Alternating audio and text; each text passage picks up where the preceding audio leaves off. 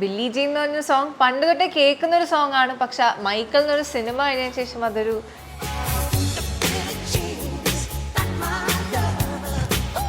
ഇത്രയും നാൾ ആ സോങ് കേട്ടപ്പം മൈക്കിൾ ജാക്സനെ ആയിരുന്നു ഓർമ്മ വന്നിരുന്നത്. ഇപ്പൊ പക്ഷെ ആ സോങ് കേൾക്കുമ്പം സാരംഗിന്റെ ടീമിനെ ഓർമ്മ വരുന്നത്. കമന്റ്സ് വായിച്ച് ചിരിച്ചൊരു കാര്യം അതറിയോ, മിന്നാ മിന്നി കണ്ണ ആ പാട്ടില്ലേ, അതില് സാരംഗിന്റെ ഒരു ഡാൻസ് പെർഫോമൻസ് ഇല്ലേ,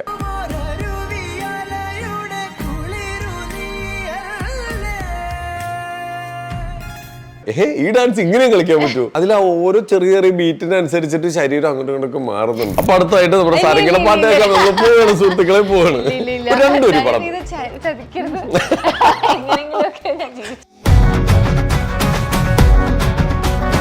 ട്രെയിൻഡ് ആയിട്ടുള്ള സ്റ്റൈൽസ് ഭരതനാട്യം, മോഹിനിയാട്ടം, കുച്ചിപ്പുടിയാണ്. സോ ആ 3 സ്റ്റൈൽസ് വെച്ച് എനിക്ക് ഫ്യൂസ് ചെയ്യാൻ എനിക്ക് കുറച്ചുകൂടെ ഒരു കോൺഫിഡൻസ് ഉണ്ട്. കാരണം ഞാൻ അതിൽ പ്രൊഫഷണലി ട്രെയിൻഡ് ആണ്. എനിക്ക് കുറച്ചുകൂടെ അപ്പം ആ ഒരു വീഡിയോയിൽ ഷൂസ് ഇട്ടു എന്ന് പറഞ്ഞ ആൾക്കാർ ചുമ്മാ അങ്ങ് കമൻറ്റ് ചെയ്യാണ് ചിലരൊക്കെ. അത് വെച്ച് വേറെ കോണ്ടന്റ് ഉണ്ടാക്കുക, ഇല്ലാത്ത കാര്യം പറയുന്നത് ഒരു ഇതല്ല. അപ്പം ഭരതനാട്യം ഒക്കെ പഠിച്ചതല്ലേ, അത് പഠിക്കുമ്പോൾ നമുക്ക് വരുന്നൊരു മാറ്റം എന്താ?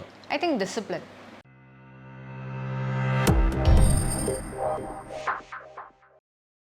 നമസ്കാരം, welcome to Django space. It's me Sreenath K Janardhanan. അപ്പോൾ ഇത് നമ്മുടെ കൂടെ ഒരു അതിഥിയുണ്ട്. ഈ അതിഥിയെ കുറിച്ച് പറയുകയാണെങ്കിൽ കുറച്ച് നാളുകളായിട്ട് നമ്മുടെ സോഷ്യൽ മീഡിയയിൽ ഇൻസ്റ്റാഗ്രാം ഒക്കെ റീലിങ്ങനെ നോക്കുമ്പോൾ തന്നെ ഇദ്ദേഹത്തിന്റെ ഡാൻസ് പെർഫോമൻസ് ആണ് ഇദ്ദേഹത്തിന്റെ ടീമിന്റെ. ഒരു മൈക്കിൾ ജാക്സന്റെ സോങ്ങും വെച്ചുകൊണ്ട് നമ്മളെല്ലാവരെയും ഞെട്ടിച്ച ഒരാളാണ് നമ്മുടെ മുമ്പിലുള്ളത്. ഒരു ഡാൻസറാണ്, ആക്ട്രസ് ആണ്, നമ്മുടെ സ്വന്തം Sarangi Shyam. Welcome to our show. എന്തായാലും അടിപൊളിയായിട്ടുണ്ട്. ഭയങ്കര സന്തോഷം നിങ്ങളെ ഇപ്പൊ ഇവിടെ കണ്ടപ്പോ. കാരണം കുറച്ച് നാളായിട്ട് സോഷ്യൽ മീഡിയയിലൊക്കെ നല്ല ട്രെൻഡിങ് ആയിട്ട് നിൽക്കുക ആ ഡാൻസ്. നമുക്ക് അതിൽ തന്നെ തുടങ്ങാം. അതെങ്ങനെയാണ് ആ ഒരു ഐഡിയ വന്നത്? ഞാനൊരു ഫ്യൂഷൻ ഡാൻസർ കം കൊറിയോഗ്രാഫർ ആണ്. അപ്പം ഞാൻ ഇതേപോലെ വെസ്റ്റേൺ സ്റ്റൈൽസും ഈസ്റ്റേൺ സ്റ്റൈൽസും കൂടെ കമ്പൈൻ ചെയ്താണ് എൻ്റെ കൊറിയോഗ്രഫീസ് യൂഷ്വലി ചെയ്യാറ്. അപ്പോൾ ഈ ബില്ലി ജീൻ എന്ന് പറഞ്ഞ സോങ് പണ്ട് തൊട്ടേ കേൾക്കുന്ന ഒരു സോങ് ആണ്. പക്ഷെ മൈക്കിൾ എന്നൊരു സിനിമ കഴിഞ്ഞതിന് ശേഷം അതൊരു ക്രേസായി ഭയങ്കരമായിട്ട്. അതിലൊരു എന്താ പറയുക, അതിലൊരു സാധനം ചെയ്യണം എന്നൊരു ഭയങ്കര ഒരു തോട്ട് വന്നു. അപ്പം ഓബ്വിയസ്ലി ലൈക്ക് ഓക്കെ, എന്നാൽ എന്തുകൊണ്ട് ഒരു ഫ്യൂഷൻ തന്നെ ചെയ്തുകൂടാ? ലൈക്ക് അതൊരു ഫ്രഷ് കോൺസെപ്റ്റ് ആണല്ലോ, അധികം ഒരുപാട് പേര് ട്രൈ ചെയ്യാത്തൊരു സംഭവം. ഞാൻ വെച്ചാൽ ഓക്കെ, എന്നാൽ എൻ്റെതായ ഒരു രീതിയിൽ തന്നെ ഒരു സ്റ്റൈല് ചെയ്യാം എന്ന്, അങ്ങനെയായിരുന്നു ആ ഒരു കോൺസെപ്റ്റ്. നമ്മള് ഇപ്പൊ അത് ചെയ്യാൻ പ്ലാൻ ചെയ്യുമ്പോൾ ആദ്യം വരുന്ന അദ്ദേഹം ചെയ്തേക്കുന്ന ഡാൻസ് പെർഫോമൻസും കോസ്റ്റ്യൂം സ്റ്റൈലൊക്കെ ആയിരിക്കും. എങ്ങനെയാണ് നമ്മുടെ ഒരു നാടനും വെസ്റ്റേണും മിക്സ് ചെയ്യാൻ തോന്നിയത്? എങ്ങനെയാണ്? ഞാൻ ഈ പറഞ്ഞ പോലെ ഈ കൊറിയോഗ്രഫി ഫ്യൂഷൻ ആണ്. അപ്പം ആൾക്കാർക്ക് ഇപ്പം ഇൻസ്റ്റഗ്രാമിലൊക്കെ ഹുക്ക് എന്ന് പറയുന്ന ആദ്യത്തെ ഒരു 2-3 സെക്കൻഡാണ്. കഴിയുമ്പോഴത്തേക്ക് ആൾക്കാർ പെട്ടെന്ന് സ്ക്രോൾ ചെയ്യും. അറ്റൻഷൻ സ്പാൻ അത്രയും കുറവാണല്ലോ. അപ്പോൾ ആ ഒരു ഫസ്റ്റ് 3 സെക്കൻഡ്സിൽ തന്നെ ആൾക്കാരെ ഹുക്ക് ചെയ്തിരുത്തുക എന്ന് പറയുമ്പോൾ ഒരു വിഷ്വലി ഹുക്കിംഗ് ആയിരിക്കണം.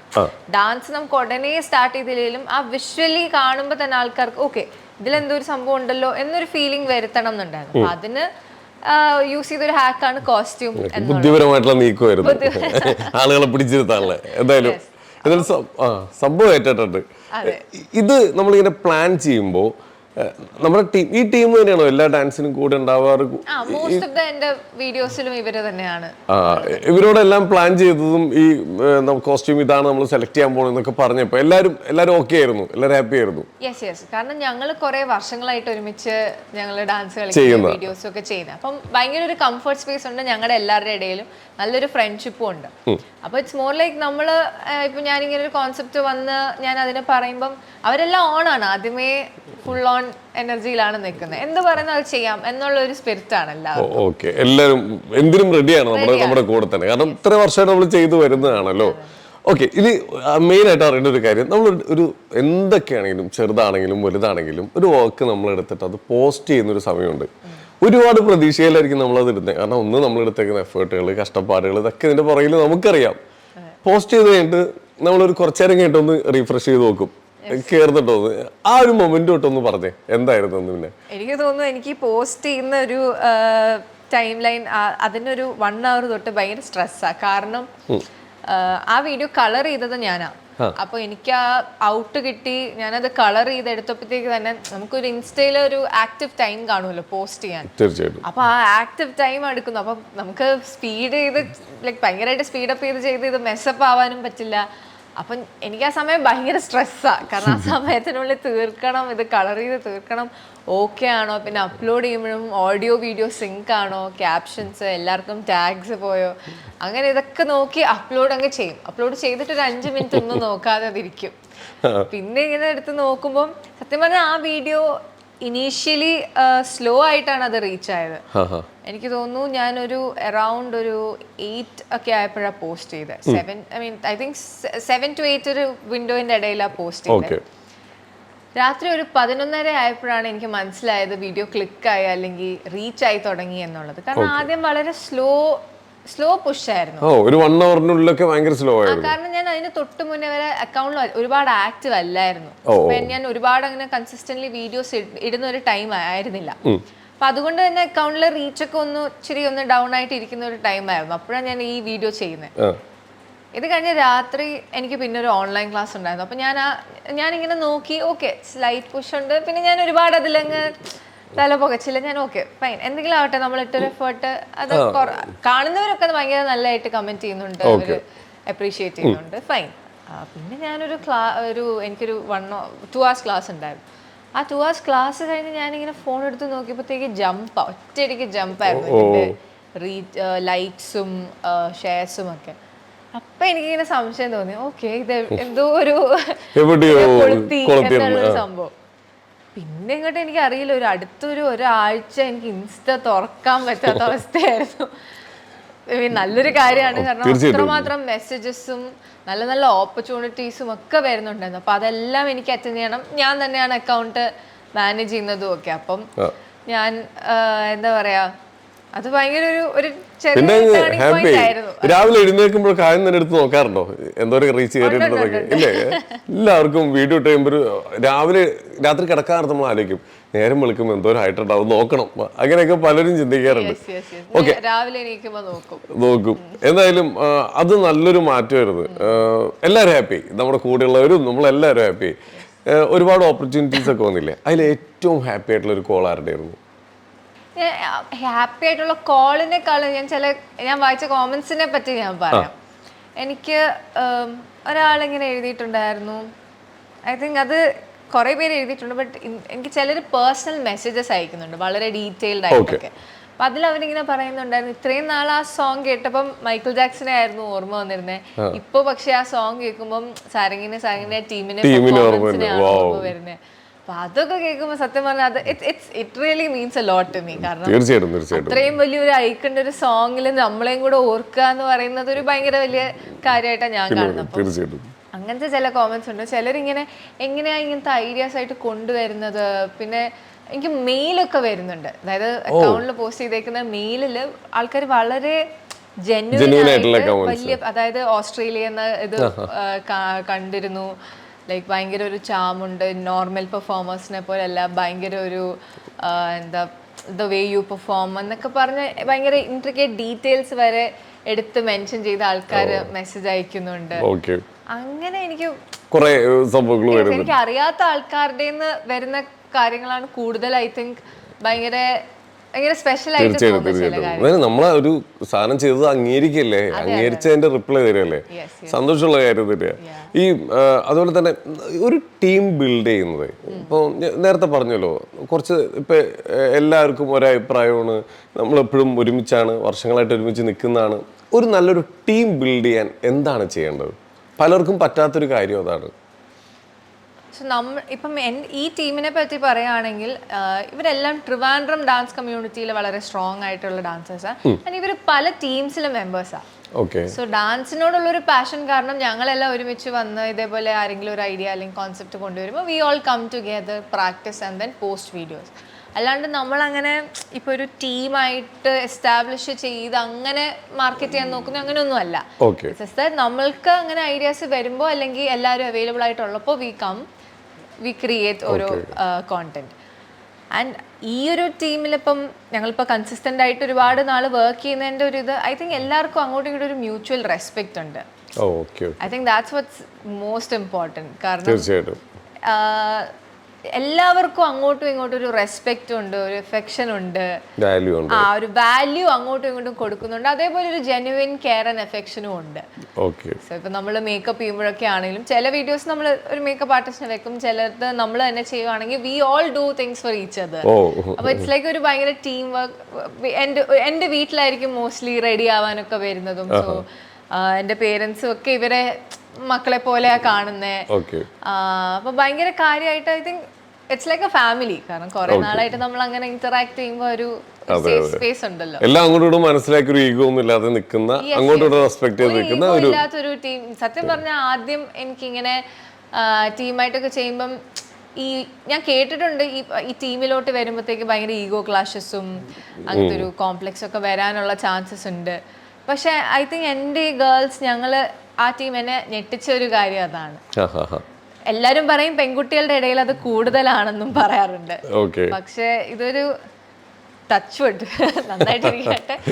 അടിപൊളി. എപ്പോഴും അങ്ങനെ എന്തായാലും ഇപ്പൊ സാരംഗി മാത്രമേ കൂടെയുള്ളൂ, ഓൾ ടീമിന് ഒരു ബിഗ് സല്യൂട്ട്. ഏതായാലും ഇത്രയും നല്ല രീതിയിൽ പെർഫോം ചെയ്തതിനും ഇതേപോലെ ഒരുമിച്ച് നിൽക്കുന്നതിനും എടുത്തു പറഞ്ഞ ഒരു സാധനം നിങ്ങളുടെ എനർജി ആട്ടോ. അത് എന്താ പറയുന്നത്, വേറെ ലെവലാണ്. കണ്ടിട്ടായിരിക്കട്ടെ ദൈവം, ഞാൻ നല്ലതായിട്ട് പറയുന്നതാ. എനർജി ഒരു രക്ഷയില്ല നിങ്ങളുടെ. ആ എനർജി തന്നെ കാണുമ്പോൾ നമുക്ക്, ഞാൻ അതാ നേരത്തെ ചോദിച്ചത്, നിങ്ങളുടെ ഒരു ടീമിന്റെ എല്ലാവരും ഒരു കൂട്ടായ്മ എങ്ങനെയാണ് ഇങ്ങനെ മെയിൻറ്റെയിൻ ചെയ്യണമെന്ന്. ആ എനർജി കാണുമ്പോൾ പറയാം നിങ്ങളുടെ ടീം എങ്ങനെയാണെന്ന്. കാരണം എല്ലാവർക്കും ഒരു ഭയങ്കര ആഗ്രഹമുള്ള പോലെ നമുക്ക് കാണുമ്പോൾ പറയാം, പെർഫോമൻസ് കാണുമ്പോൾ പറയാം. വീട്ടിൽ എങ്ങനെയാണ് ഇതിൻ്റെയൊക്കെ സപ്പോർട്ടും കാര്യങ്ങളൊക്കെ? എൻ്റെ ഏറ്റവും വലിയ ബ്ലെസ്സിങ് എൻ്റെ ഫാമിലിയാണ്. കാരണം ഇപ്പം നമുക്ക് എത്ര സ്കില്ല്, എത്ര ടാലൻറ്റും പാഷനറ്റ് ആണെന്നൊക്കെ പറഞ്ഞാലും നമ്മുടെ ഫാമിലി നമ്മളെ സപ്പോർട്ട് ചെയ്തില്ലെങ്കിൽ നമുക്കത് എപ്പോഴും ഒരു ഡ്രോബാക്ക് ആണ്. പക്ഷെ എൻ്റെ ഏറ്റവും വലിയ സ്ട്രെങ്ത്തും അതാണ്. എൻ്റെ അച്ഛനും അമ്മയും എൻ്റെ ബ്രദറും, ഇവൻ എൻ്റെ അമ്മൂമ്മ വരെ. ആദ്യം ഇനീഷ്യലി കുറച്ചൊക്കെ ഒരു മടി ഉണ്ടായിരുന്നില്ല, ഇപ്പൊ ആളും എൻ്റെ ഷൂട്ടിനൊക്കെ വന്ന് ആളും ചില ക്യാമിയോ ഒക്കെ ചെയ്യുന്നുണ്ട്. അമ്മയുടെ പേരെന്താ? ലളിത രാജു. ലളിതാമ്മേ ഇവിടെ കൊടുത്തിരുത്തും ഞാൻ അടുത്ത ഇന്റർവ്യൂ ആവട്ടെ. അങ്ങനെ അപ്പം ഫാമിലി ഭയങ്കര സപ്പോർട്ടാണ്. കാരണം ചെറിയ ഇപ്പം ഞാനിപ്പോ ഒരു കോൺസെപ്റ്റോ അല്ലെങ്കിൽ എന്തെങ്കിലും ഒരു ഐഡിയ ആയിട്ട് വന്നിട്ട് ഞാൻ ആദ്യം ഡിസ്കസ് ചെയ്യുന്നത് എൻ്റെ അച്ഛനോടും അമ്മയോടും. അത് കഴിഞ്ഞിട്ട് ഞാൻ ടീമിനോടും അല്ലെങ്കിൽ എൻ്റെ ബ്രദറിനോടും ഒക്കെ പറയുന്നത്. സോ ആദ്യം അച്ഛനോടും അമ്മയോടും ഞാൻ ഇങ്ങനെ പറയും, സോ ഇതെങ്ങനെ ഷൂട്ട് ചെയ്യാമായിരിക്കും. അപ്പൊ അവര് കുറെ ഇൻപുട്സ് ഒക്കെ പറയും. ആൻഡ് ദെൻ കോസ്റ്റ്യൂം ഡിസൈനിങ്ങിന് എന്നെ ഏറ്റവും കൂടുതൽ ഹെൽപ്പ് ചെയ്യുന്നത് എൻ്റെ അമ്മയാണ്. ഞാനിങ്ങനെ ഒരു ഇത് ചെയ്തിട്ട് അമ്മ ഇങ്ങനെയാണ്. അപ്പൊ ഇത് നമ്മൾ പോയി കണ്ടുപിടിച്ച് മെറ്റീരിയൽ വാങ്ങി ചിലപ്പോൾ നമ്മളായിട്ട് അത് ചെയ്യണം. ഇത് ഈ ഡാൻസിനുള്ള ഡ്രസ് മെറ്റീരിയൽ മേടിച്ച് ചെയ്യണോ? അല്ല, ഇത് നമ്മൾ റെന്റ് എടുത്താണ് ചെയ്തത്. ആ കോസ്റ്റ്യൂംസ് എല്ലാം പല സ്ഥലത്തും നമുക്ക്, കാരണം ഒരേ സ്ഥലത്തും നമുക്ക് എല്ലാം കിട്ടിയില്ല. സോ നമ്മൾ പല സെന്റേഴ്സിൽ പോയി റെന്റ് എടുത്താ ചെയ്തത്. അപ്പൊ അതിനൊക്കെ എന്റെ കൂടെ വരുന്ന എന്റെ അമ്മയാണ്. ആൻഡ് പിന്നെ അത് കഴിഞ്ഞ് ഞങ്ങളൊരു വീഡിയോ ചെയ്താൽ ഞങ്ങൾ ക്ലോത്ത് ഇതേപോലെ മെറ്റീരിയൽ വാങ്ങിയിട്ട് നമ്മൾ അതുപോലെ ഡ്രേപ്പ് ചെയ്തതാണ്. നെക്സ്റ്റ് ഒരു ശകുന്തള ഒരു വീഡിയോ ചെയ്തത്. അപ്പോൾ സോ അങ്ങനെ എവറി മൈന്യൂട്ട് സ്റ്റെപ്പിലും ഇപ്പം റീസെന്റ് നമ്മൾ അത്യാവശ്യം നല്ലൊരു ക്രൂ ഒക്കെ വെച്ച് ഒരു പ്രൊഡക്ഷൻ വീഡിയോ പോലെ ഒരെണ്ണം ചെയ്ത്. അപ്പം അതിൻ്റെ അവിടെ ലൈക്ക് എൻ്റെ അച്ഛനുള്ളത് കൊണ്ട് എനിക്ക് ഒരുപാട് കാര്യങ്ങളിൽ ലൈക്ക് ക്രിയേറ്റീവ് സൈഡിലോട്ട് എനിക്ക് എൻ്റെ ഫോക്കസ് ചെയ്തിരിക്കാം. കാരണം ബാക്കി മാനേജ്മെന്റ് ഏരിയ ഒക്കെ എൻ്റെ അച്ഛൻ മാനേജ് ചെയ്യും.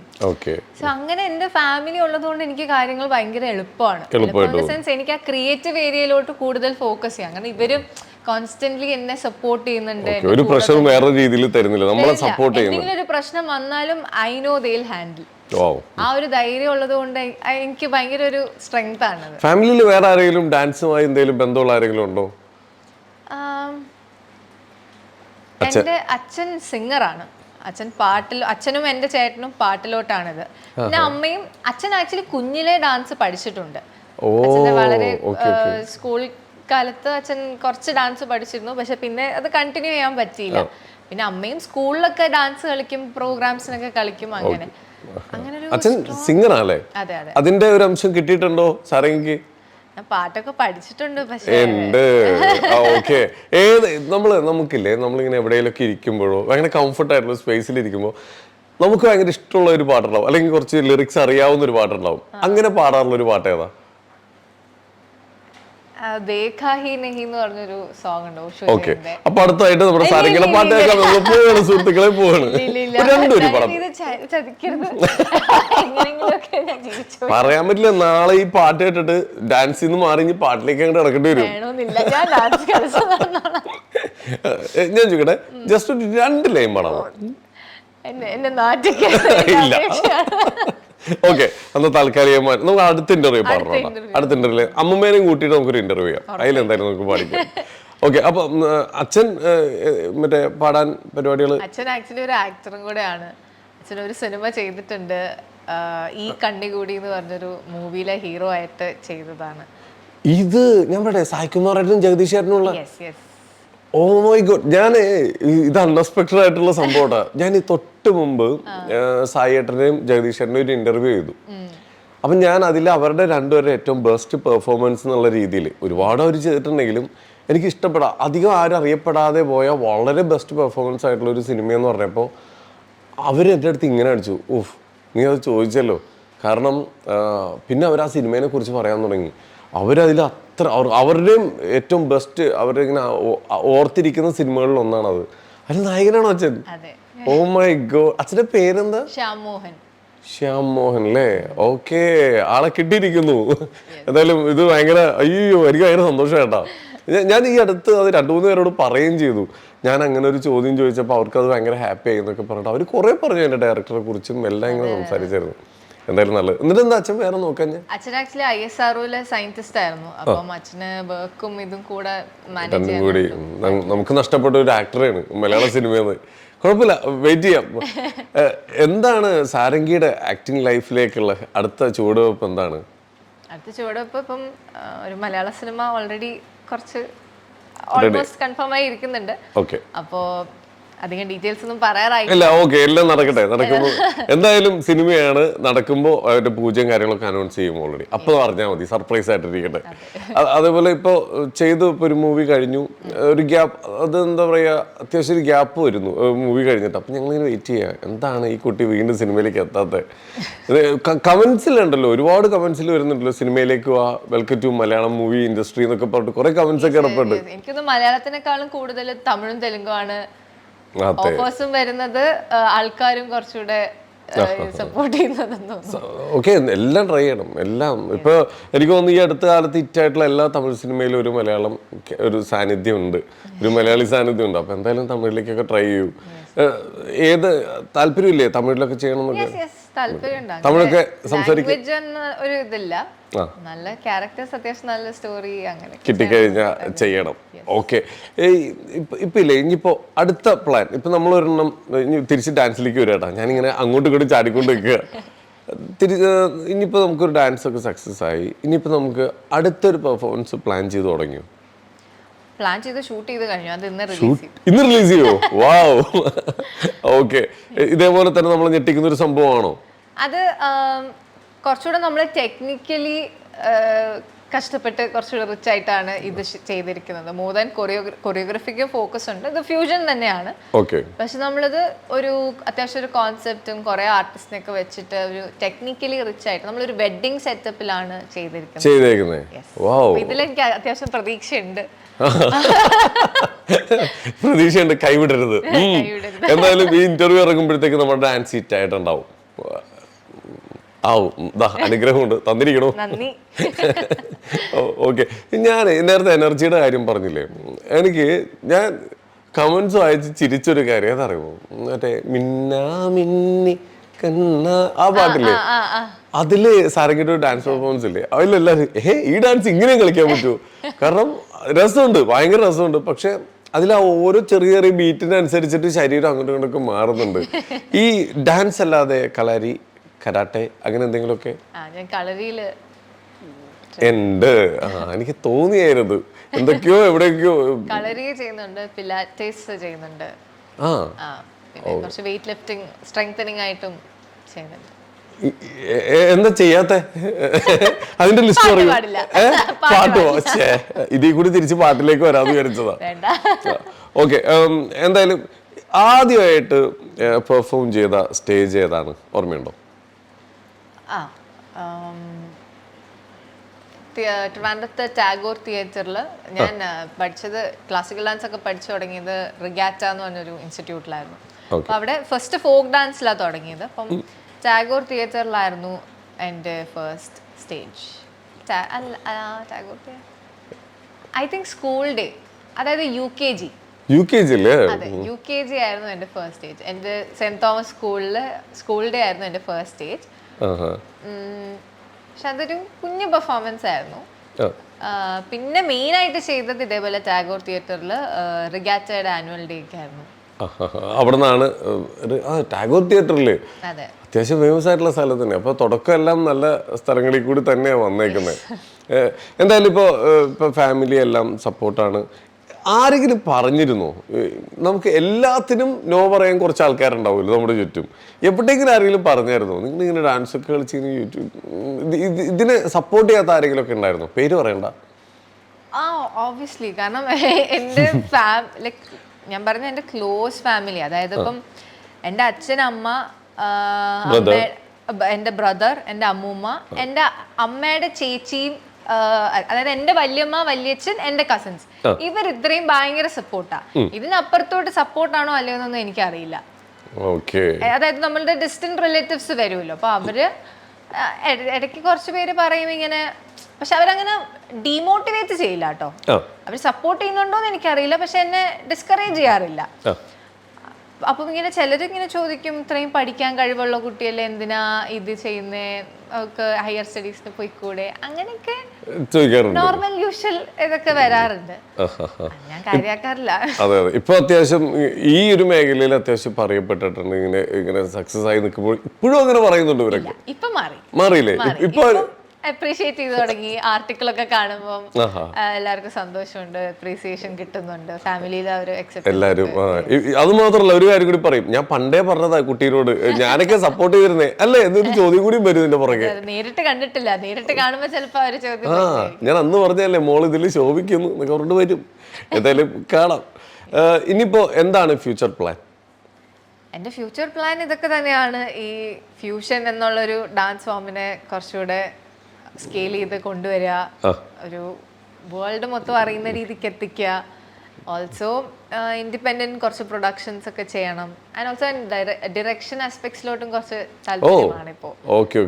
അപ്പം കാരണം ഡിറക്ഷൻ ആൻഡ് കൊറിയോഗ്രഫി കൂടെ കമ്പൈൻ ചെയ്ത് ചെയ്യാൻ, അത് ഞാനിപ്പോൾ ഇങ്ങനെ വീഡിയോസിൽ ചെയ്ത് വരുമ്പം എനിക്കത് ഇഷ്ടപ്പെട്ട് തുടങ്ങി ആ ഒരു ക്രിയേറ്റീവ് പ്രോസസ്സും അതല്ല. അപ്പോൾ സോ അങ്ങനെയും കൂടെ ഷിഫ്റ്റ് ചെയ്യാനും, പിന്നെ ആക്ടിങ്, നല്ല നല്ല മൂവീസ് ചെയ്യണം എന്നുണ്ട്. ഓക്കെ, ഇപ്പൊ ഇന്ന് ഇറങ്ങാൻ പോകുന്ന നമ്മുടെ ഡാൻസ് പെർഫോമൻസിൽ പറഞ്ഞല്ലോ ഒരുപാട് ടെക്നിക്കലായിട്ട് കുറെ ആഡ് ചെയ്തിട്ടുണ്ട്. അപ്പൊ അതും നല്ലൊരു ഡയറക്ടറുടെ ബുദ്ധി അതിന്റെ പുറകിലുണ്ട്. അപ്പോൾ എനിക്ക് തോന്നുന്നത് ഉടനെ നമുക്ക് വേറൊരു സ്റ്റെപ്പും കൂടി കാണാൻ പറ്റുമായിരിക്കും കുറച്ച് നാൾ കഴിയുമ്പോഴത്തേക്കും. ആവട്ടെ, അങ്ങനെ തന്നെ ആവട്ടെ. ഈ എന്താ പറയാ, നമുക്ക് ഇപ്പൊ നമ്മുടെ ഒരുപാട് നമ്മുടെ കയ്യിൽ നിന്ന് എന്താ പറയുക, ഇപ്പം ശരിക്കും പറഞ്ഞാൽ ഇല്ലാതെ ആയിക്കൊണ്ടിരിക്കുന്ന കുറേ ഡാൻസ് പെർഫോമൻസുകളുണ്ട് നമ്മുടെ കേരളത്തിൻ്റെതായിട്ടുള്ള. ഒരു എക്സാമ്പിൾ പറയാം, ഇപ്പോൾ ഈ പൊറാട്ട് നാടകം എന്നൊക്കെ പറഞ്ഞ് പാലക്കാടുള്ള ഒരു കലയുണ്ട്. അതേപോലെ ഇപ്പോൾ പല കലകളും നമ്മുടെ കേരളത്തിൻ്റെ, നമ്മുടെ ഇപ്പോൾ കഥകളി എന്ന് പറയുമ്പോൾ മാത്രം നമ്മൾ എല്ലാവരും അത് ഞങ്ങളുടെ എന്ന് പറയുന്നതല്ലാതെ അതുപോലും കാണാനോ സപ്പോർട്ട് ചെയ്യാനോ ഒന്നും ആരും നിൽക്കുന്നില്ല. അങ്ങനെയുള്ള കലാരൂപങ്ങളെ കൂടി ചേർത്ത് പിടിക്കാവുന്ന രീതിയിൽ എന്തെങ്കിലും പ്ലാൻ ഉണ്ടോ? ചേർത്ത് പിടിച്ച് ചെയ്യാൻ ഉറപ്പായിട്ടും താല്പര്യമുണ്ട്. പക്ഷെ ഇപ്പം ഭരതനാട്യം എന്നുള്ളൊരു സ്റ്റൈല് തന്നെ ഫ്യൂസ് ചെയ്യുമ്പം എല്ലാവരുമല്ല, ഒരു വളരെ മൈനർ പെർസെൻറ്റേജ് ഓഫ് ദി ആൾക്കാർ അതിനെ ഇപ്പം നമ്മൾ ഫ്യൂഷൻ ചെയ്യുമ്പം അത് അക്സെപ്റ്റ് ചെയ്യാൻ കുറച്ച് ബുദ്ധിമുട്ടായിട്ടുള്ള ആൾക്കാരുണ്ട്. തീർച്ചയായിട്ടും. അപ്പോൾ ഇങ്ങനത്തെ വേറെ ട്രഡീഷണൽ ഫോക്ക് സ്റ്റൈൽസ് ഒക്കെ നമ്മൾ കമ്പൈൻ ചെയ്യുമ്പം ആൾക്കാരത് എങ്ങനെ സ്വീകരിക്കും എന്നുള്ളൊരു ചെറിയൊരു കൺഫ്യൂഷൻ എനിക്കുണ്ട്. കാരണം ഇതിപ്പോൾ ഞാൻ ചെയ്ത് എനിക്ക് കുറച്ചുകൂടെ അതിലൊരു നാക്കായി തുടങ്ങി. ഇപ്പം ഞാൻ ട്രെയിൻഡ് ആയിട്ടുള്ള സ്റ്റൈൽസ് ഭരതനാട്യം, മോഹിനിയാട്ടം, കുച്ചിപ്പുടിയാണ്. സോ ആ 3 സ്റ്റൈൽസ് വെച്ച് എനിക്ക് ഫ്യൂസ് ചെയ്യാൻ എനിക്ക് കുറച്ചുകൂടെ ഒരു കോൺഫിഡൻസ് ഉണ്ട്. കാരണം ഞാൻ അതിൽ പ്രൊഫഷണലി ട്രെയിൻഡ് ആണ്, എനിക്ക് കുറച്ചുകൂടെ അറിവുണ്ട് അതിൽ. പക്ഷെ ബാക്കി ഞാൻ പഠിക്കാത്ത സ്റ്റൈൽസിൽ കയറി കൈവെക്കാൻ എനിക്കൊരു എന്താ പറയാ, ആൾക്കാർ അതിനെ ലൈക്ക് അതൊരു ഡിസ്റെസ്പെക്ട്ഫുൾ ആയിട്ട് പുറത്ത് വരരുതെന്നുണ്ട്. നല്ലത് ചെയ്തിട്ട് അവസാനം അതൊരു ദോഷമായി മാറരുത് പറയാൻ എന്തായാലും ഒരു വിഭാഗം കാണും. പക്ഷെ അങ്ങനെയല്ല. പക്ഷെ മൊത്തത്തിൽ ഇപ്പൊ എനിക്കതിൽ അറിവില്ലായ്മ കാരണം എന്റെ കയ്യിൽ നിന്നൊരു പാഴ്ച പറ്റരുതെന്നുണ്ട്. അപ്പൊ ആ സ്റ്റൈൽസ് അങ്ങനെ കുറച്ചുകൂടെ അത് പഠിച്ചിട്ടേ ഞാൻ അങ്ങനെ കമ്പൈൻ ചെയ്ത് നിൽക്കാൻ, അങ്ങനെ ഒരു ഫ്യൂഷനിലേക്ക് എത്തുള്ളൂ. ശരിക്കും പറഞ്ഞാലേ ഇപ്പൊ എൻ്റെ ഒരു അഭിപ്രായം കേട്ടോ ഞാൻ പറയുന്നത്, നമ്മളൊന്നും ചെയ്യാതിരുന്ന് കഴിഞ്ഞാൽ ആർക്കും ഒരു കുഴപ്പമില്ല. ഇപ്പോൾ ആ ഒരു കലാരൂപം ഇല്ലാണ്ടായി പോയാൽ ആർക്കൊരു പ്രശ്നമില്ല. നമ്മൾ അതിനെ പൊടി തട്ടിയെടുത്ത് എന്തെങ്കിലും ചെയ്യാൻ നോക്കുമ്പോൾ അഭിപ്രായങ്ങൾ വരാൻ തുടങ്ങും. അത് എന്തിന് ഇങ്ങനെ ചെയ്തേ, അങ്ങനെ ഒരു വിഭാഗം ഉണ്ട്. ഇല്ലാത്ത കാര്യങ്ങളൊക്കെ പറയും. ഇപ്പം ആ ഒരു വീഡിയോയില് ഷൂസ് ഇട്ടു എന്ന് പറഞ്ഞ ആൾക്കാര് ചുമ്മാ അങ്ങ് കമന്റ് ചെയ്യാണ് ചിലരൊക്കെ. അത് വെച്ച് വേറെ കോണ്ടന്റ് ഉണ്ടാക്കുക. അതെ അതെ അതെ, തീർച്ചയായിട്ടും മാർക്കറ്റിംഗിന് വേണ്ടി ഓക്കെ അവരുടെ സെൽഫ് പ്രൊമോഷന് ചെയ്യുന്നതായിരിക്കാം, ഇറ്റ്സ് ഫൈൻ, ഓക്കെ. പക്ഷെ ഇല്ലാത്ത കാര്യം പറയുന്നത് ഒരു ഇതല്ല. അപ്പൊ ഞാനും ലൈക്ക് എന്നെ, പക്ഷെ കുറെ പേര് അതിന്റെ താഴെ പോയി കോമെന്റ് ചെയ്യുന്നുണ്ട് ഇങ്ങനെ എന്നെ ടാഗ് ചെയ്തിട്ട് ഷൂസ് ഇട്ടിട്ടില്ല, അത് സോക്സ് ആണ്. കാരണം നമ്മളത് മനഃപൂർവ്വം അങ്ങനെ, ഞങ്ങൾക്ക് ഷൂസ് ഉപയോഗിക്കാൻ എളുപ്പമല്ലേ, നമ്മൾ അതിന് പകരം അങ്ങനത്തെ ഒരു നോ ഷോ സോക്സ് വാങ്ങി അതിട്ട്, കാരണം നമ്മൾ ചിലങ്ക ഇടുന്നുണ്ട്. സോ ആ ഒരു രീതിയിൽ നമ്മൾ ഡിസ്റെസ്പെക്ട്ഫുൾ ആക്കാതെ ഒക്കെ ചെയ്തിട്ടും ആൾക്കാര് ഷൂസ് ആണ് എന്നൊക്കെ പറയുന്നുണ്ട്. അപ്പം അത് അത്ര പോലും നോട്ടീസ് ചെയ്യാത്ത ഒരാൾ വന്ന് അങ്ങനെ കമന്റ് ചെയ്യുമ്പോൾ നമുക്ക് എന്താ പറയാൻ പറ്റുക അതില്? തീർച്ചയായിട്ടും. ഇപ്പൊ ഒരു കാര്യം ഇപ്പൊ അങ്ങനെയൊന്നും ഇല്ല, എന്നാലും പറയാണ്, ഇപ്പൊ നമുക്ക് എല്ലാത്തിലും ഒരുപാട് പോസിറ്റീവ് കമന്റുകളും നമ്മളെല്ലാവരും പല രീതിയിൽ. ഇത് ഞാൻ പറയുന്നത് സാരംഗിക്ക് വേണ്ടിയിട്ടല്ല, മറ്റ് കുറേ കുട്ടികൾ, ഇത് അനുഭവിക്കുന്ന മറ്റു കുട്ടികൾക്ക് വേണ്ടി പറയുന്നത്. നമുക്ക് ഒരാൾ നമ്മളൊരു ചീത്ത വിളിച്ചാലോ ഒരു മോശം പറഞ്ഞാലോ നമുക്ക് ഭയങ്കര വിഷമവും. ഒരു മനുഷ്യൻ എന്ന നിലയിൽ നമുക്ക് ഭയങ്കര വിഷമവും. ഒരു കാര്യമില്ലാതെ വെറുതെ നമ്മളൊരാൾ വെറുതെ ഇപ്പോൾ റോട്ടിൽ കൂടി പോകാൻ വെറുതെ ഒന്ന് പോടാന്ന് വിളിച്ചാലും നമ്മൾ എന്തിനെ എന്നെ പോടാന്ന് വിളിച്ചാൽ നമ്മളൊന്ന് ചിന്തിച്ചു പോകും. അതേപോലെയാണ് കമന്റ് ബോക്സിലും പലരും വന്നിട്ട് ഇതുപോലെ ഓരോ ആവശ്യം, ഇപ്പം പറഞ്ഞ പോലെ ആവശ്യമില്ലാത്തതൊക്കെ ഇടും. ഇങ്ങനെ ഇടുമ്പോൾ അതെങ്ങനെ നമ്മൾ തരണം ചെയ്ത് പോരുന്നേ?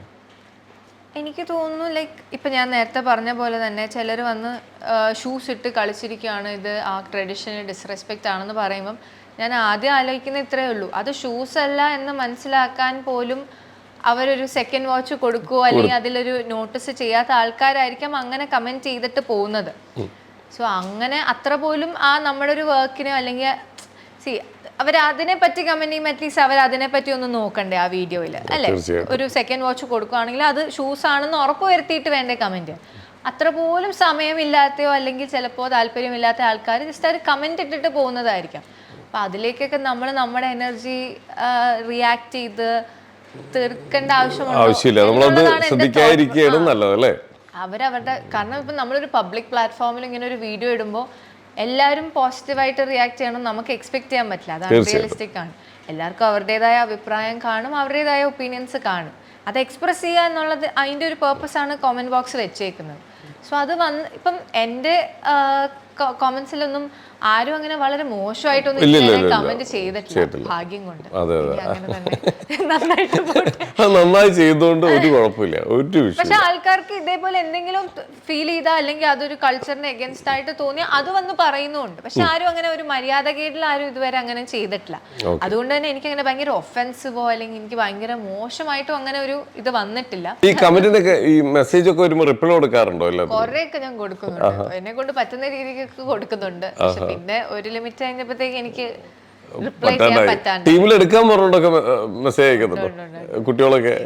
എന്നെ കൂടി എല്ലാവർക്കും ആഗ്രഹം, ഒരു വീഡിയോ ചെയ്യുമ്പോൾ ഞങ്ങൾ ഇങ്ങനെ കൺസിഡർ ചെയ്യോ എന്നുള്ള രീതിക്ക് പറയുന്നുണ്ട്. അപ്പൊ ഞാൻ ലൊക്കേഷൻ ചോദിച്ചു വെക്കും, കാരണം എപ്പോഴെങ്കിലും ഞാൻ അവിടെ എവിടെയെങ്കിലും ഷൂട്ട് ചെയ്യുന്നുണ്ടെങ്കിൽ എനിക്ക് ഇങ്ങനെ വിളിക്കാമല്ലോ എന്ന് വെച്ചിട്ട്. ഓക്കെ ഓക്കെ, അപ്പൊ ഒരു ഹോപ്പ് ഉണ്ട് എല്ലാവർക്കും. ഇതെല്ലാവരിലേക്കും എത്താനൊന്നും പറ്റില്ല, എന്നാലും നമുക്ക് ശ്രമിക്കാം അല്ലേ? ഓക്കെ. ഇപ്പൊ ഒരുപാട് കുട്ടികൾ ഇത് ഫോളോ ചെയ്യുന്നുണ്ട്, നിങ്ങൾ ചെയ്ത ഡാൻസുകളെല്ലാം അതേപോലെ തിരിച്ച് അതേ സ്റ്റെപ്പൊക്കെ പഠിച്ചു നോക്കുന്നുണ്ട് പലരും. എന്തായാലും അതൊക്കെ സന്തോഷമുള്ള ഒരു കാര്യമാണ്. നമ്മൾ തുടങ്ങി വെച്ചൊരു സംഭവം പലരും ചെയ്യാന്ന് പറഞ്ഞു. ചിലതൊക്കെ വീഡിയോ കണ്ട് പഠിക്കാൻ പാടാണ്, എന്നിട്ടും അതിൽ നല്ലപോലെ ചെയ്യുന്ന ആൾക്കാരുണ്ട്, വലിയ ആൾക്കാരൊക്കെ ചെയ്യുന്നത് കണ്ടായിരുന്നു അതിന്റെ. ഇപ്പൊ എന്തൊക്കെയാ ചെയ്യുന്നേ? ഓൺലൈൻ ക്ലാസ്സുകളൊക്കെ ഞാൻ കൂടുതലും വർക്ക്ഷോപ്സ് ആണ്, അതായത് കൊറിയോഗ്രഫി വർക്ക്ഷോപ്സ് ആയിട്ട് പല സിറ്റീസിൽ, ഇപ്പോൾ ചെന്നൈ, കൊച്ചി, ട്രിവാൻഡ്രം, അങ്ങനെ പല പല സ്ഥലത്ത് പോയി ഞാൻ പഠിപ്പിക്കുന്നുണ്ട് കൊറിയോഗ്രഫി വർക്ക്ഷോപ്സ്. അല്ലാണ്ട് ഞാൻ കുറച്ച് സെലക്റ്റഡ് ആൾക്കാർക്ക് പ്രൈവറ്റ് ക്ലാസ്സസും ഓൺലൈൻ പ്രൈവറ്റ് ക്ലാസ്സസ് പ്രൊവൈഡ് ചെയ്യുന്നുണ്ട്. വിദേശത്തുള്ളവർക്കൊക്കെ ക്ലാസ് എടുക്കുന്നുണ്ട്. ഭരതനാട്യമൊക്കെ പഠിച്ചതല്ലേ? അത് പഠിക്കുമ്പോൾ നമുക്ക് വരുന്നൊരു മാറ്റം എന്താ? I think discipline. യെസ്, ഞാനൊക്കെ പഠിച്ചപ്പോൾ നല്ല സ്ട്രിക്റ്റ് ആയിരുന്നു. അതെ, കാരണം നമ്മള് ചെറിയൊരു നമ്മൾ ആ കൊട്ടുന്ന സാധനമായിട്ട് ഇവിടെ എറിയും, തെറ്റിയാലോ നല്ല വേദന എടുക്കും. അപ്പം അങ്ങനെ എനിക്ക് ഓർമ്മയില്ല, ഓർമ്മയില്ല, കൊണ്ടിട്ടുണ്ടാവും. അതെ, കൃത്യമായിട്ട് ഓർമ്മയില്ല. പക്ഷെ എത്ര വയസ്സിലാ പഠിച്ചു തുടങ്ങി? 6 years. അപ്പൊ തുടങ്ങിയാണല്ലേ? Okay, very nice. അപ്പൊ ഈ പലരും പറയുന്നുണ്ട്, ഈ കമന്റിൽ ഞാൻ 1-2 കമന്റിൽ കണ്ടു, കുറച്ച് പുതിയ ഫാഷൻ എന്നും പറഞ്ഞ് കുറച്ച് പിള്ളേർ വന്നിട്ടുണ്ട്, പഴയതിനെ കുറിച്ച്, പഴയ ഒറിജിനലി ഡാൻസിനെ കുറിച്ച് എന്തറിയാന്നൊക്കെ ചോദിച്ചൊരു 1-2 കമന്റ് ഞാൻ കണ്ടായിരുന്നു. അവരോട് പറയാനുള്ളത്, ഇതൊക്കെ പഠിച്ചിട്ടാണ് ഇവരിവിടെ വന്ന് നിൽക്കുന്നത്, അല്ല ഇതൊന്നും അറിയായിട്ടല്ല, അതിൽ റെസ്പെക്ട് ചെയ്തുകൊണ്ടാണ് അവർ ഇതൊക്കെ ചെയ്യുന്നത്. എന്തായാലും വളരെ വളരെ സന്തോഷം കേട്ടോ. എന്തായാലും ഇനിയും ഒരുപാട് ഉയരങ്ങളിലേക്ക് എത്തട്ടെ. ഈ പെർഫോമൻസ് ഇപ്പം നമ്മളെല്ലാവർക്കും ഇഷ്ടമായി, നമ്മളെല്ലാവരും ഒന്നുകൂടി ഒന്ന് കണ്ടു നോക്കും. അങ്ങനെ കാണാൻ പറ്റിയിട്ടുണ്ടെങ്കിൽ അത് നിങ്ങളുടെ മാത്രം കഴിവാണ്, നിങ്ങൾ എടുത്തേക്കുന്ന എഫേർട്ടിൻ്റെ ഒരു റിസൾട്ടാണത്. ഇതിൻ്റെ ഇടയിൽ ചോദിക്കാൻ പറ്റും ഒരു കുഞ്ഞു കാര്യം കൂടി. നമ്മൾ ഇപ്പോൾ ഒരുപാട് ഡാൻസ് പെർഫോമൻസ് വീഡിയോസ് നമ്മൾ ഇട്ടിട്ടുണ്ട്. ഏതെങ്കിലും ഒരു സംഭവം, ഒരു ഒരു ഒരു പെർഫോമൻസിൻ്റെ പുറകിൽ എന്തെങ്കിലും ഒരു ഫണ്ണായിട്ടുള്ള ഒരു സ്റ്റോറി കിടപ്പുണ്ടോ? ഏതെങ്കിലും ഒരു പെർഫോമൻസിൻ്റെ പുറകിൽ? കാരണം ഇത് കാണുന്ന ഞങ്ങൾക്ക് ഇതൊന്നും അറിയില്ല, നിങ്ങൾ പെർഫോമൻസ് മാത്രം കണ്ടാൽ. ഇതിന്റെ ഈ മൈക്കിൾ ജാക്സന്റെ വീഡിയോയുടെ ബീറ്റേഴ്സ് തന്നെ ഭയങ്കര ഹിറ്റ് ആയിരുന്നു.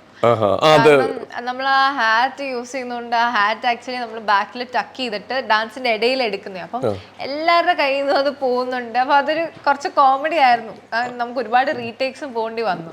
അപ്പൊ അതിനെ ബേസ് ചെയ്തൊരു ബീറ്റേഴ്സ് ഇട്ടത് ഭയങ്കര അതും കിളിയെ സോങ് ഒക്കെ ഷൂട്ട് ചെയ്തപ്പം സത്യം പറഞ്ഞാൽ ട്രിവാൻഡ്രത്ത് എനിക്ക് തോന്നുന്നു ഒട്ടുമിക്ക എല്ലാ ലൊക്കേഷനിലും പോകേണ്ടി വന്നു. കാരണം രാവിലെ നമ്മൾ ഒരു 6 മണിക്ക് ഇറങ്ങിയിട്ട് ഈ മഴക്കാലമായിരുന്നു. നമ്മള് ഐ തിങ്ക് ഒരു ഈവനിങ് 5 വരെ നമ്മളിങ്ങനെ ഓരോ ലൊക്കേഷൻസിൽ പോയി ഷൂട്ട് ചെയ്ത് മഴ മാറാൻ വെയിറ്റ് ചെയ്ത് അങ്ങനെയൊക്കെ കഷ്ടപ്പെട്ടിട്ടുണ്ട്. ഈ പറയുന്ന ലൊക്കേഷൻ ചേഞ്ച് ചെയ്യുക, ഇതൊന്നും നമ്മൾ കാണുന്ന ആർക്കും മനസ്സിലാവുന്നില്ല. പറഞ്ഞില്ലേ രാവിലെ ഒരു വീഡിയോന്റെ പിന്നിൽ എഫേർട്ട് നമ്മൾ വിചാരിക്കും, അൺലെസ് നമ്മൾ അത് ചെയ്തല്ലാണ്ട് നമുക്ക് അതിന്റെ ഒരു കഷ്ടപ്പാട് അറിയാൻ പറ്റില്ല. തീർച്ചയായിട്ടും. ഓക്കെ, അപ്പൊ എന്തായാലും നേരത്തെ പറഞ്ഞ പോലെ ഈ ഒരു കഴിവുകൊണ്ട് ലോകം മൊത്തം അംഗീകരിക്കട്ടെ. വിചാരിച്ച പോലെ എല്ലാം നിങ്ങളെ തേടി വരട്ടെ. ഓൾ ടീമിന് ഞങ്ങളുടെ എല്ലാവരുടെയും ആശംസകൾ തരികയാണ്. അതുപോലെ ഇനി ഒരു നടിയായിട്ടും ഒരു ഇന്റർവ്യൂ ചെയ്യാൻ പറ്റട്ടെ, ഡയറക്ടറായിട്ടും ഇന്റർവ്യൂ ചെയ്യാൻ പറ്റട്ടെ. എല്ലാവിധ ആശംസകളും നേരുന്നു. Thank you ma'am, thank you.